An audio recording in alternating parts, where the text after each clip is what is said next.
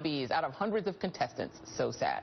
But at least one former contestant on The Apprentice is standing by the Donald. Omarosa Manigault joins me now from Jacksonville, Florida. All right, Omarosa, I want to play one more soundbite from Randall Pinkett, who is the former Apprentice contestant and former winner of The Apprentice, who organized this press conference. Take a listen to Randall. As alums of The Apprentice, we have had the opportunity to work with Donald in a variety of capacities, including as an employee of the Trump Organization. It is the totality of these experiences, realized by only a few and a handful of Americans, that gives us our unique perspective and leads us to the conclusion that Donald is not worthy of the highest office of the land.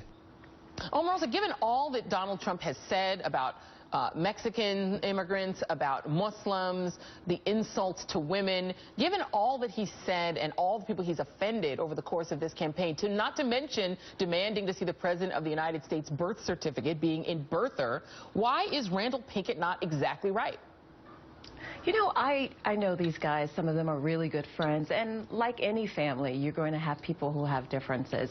In my own family, I have Hillary supporters, I have Bernie Sanders supporters. And this is the same case with the Apprentice family. Clearly, these six supporters of Hillary Rodham Clinton have different opinions about whether or not Donald Trump should be the Republican nominee. And they're entitled to that. This is the beauty of democracy, that you get to all come to the table with their own differing views.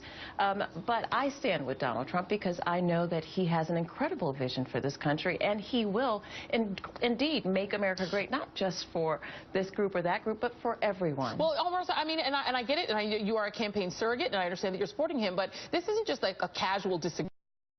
Look at Donald Trump's unfavorable ratings. They're not that much better than Ted Cruz, but he has a 67% unfavorable rating in the country. This isn't just a few people who mildly disagree. There are people who are using the term fascism. That was used by Kwame Jackson in his press conference. This is not just a casual disagreement. God bless Kwame Jackson, but it was really hard to watch him on the news. I mean, you talk about somebody holding a grudge for 13 years because he wasn't selected to be the Apprentice. One of the things that I'd like to say is it's important to understand, like I said, if they want to support Hillary Rodham Clinton, that's fine. They're entitled to that. And it's obvious that because they are on the Democratic side, it's very convenient that their timing, here we are in April. You know, Donald announced last year in June, if they were really concerned, if they were really concerned about Donald Trump becoming the nominee, why wait for now? Why wait until April when he's on the cusp of becoming the Republican nominee? If they were really genuine about their concern, we're in April. Well, no, but and first they're of all, just coming out. So you have to question why waiting. If they were so incredibly passionate about stopping Trump, they waited a long time, and it's very convenient their timing. I will ask one of them. I will ask one of them in a minute, but just give me 1 second because we have a limited amount of time. Because the idea, first of all, on the timing, I will certainly ask one of your former colleagues about that issue. However, I want to get with you to the substance of their concerns. You have Donald Trump not exactly eschewing an endorsement from white supremacists, from David Duke, who was a former Klan leader. You have attacks on immigrants, attacks on Mexican Americans. I need you to address the substance of that as a woman of color. And by the way, you used to work in the Clinton administration, so I don't think that the Clinton piece matters. There's no question I worked in the White House, and I have an understanding of politics. And one of the things that I know about politics, no, you're throwing a lot, so I need to answer one of your questions. You just threw a whole lot of stuff. So let me just at least answer one of the 5 questions that you just asked me.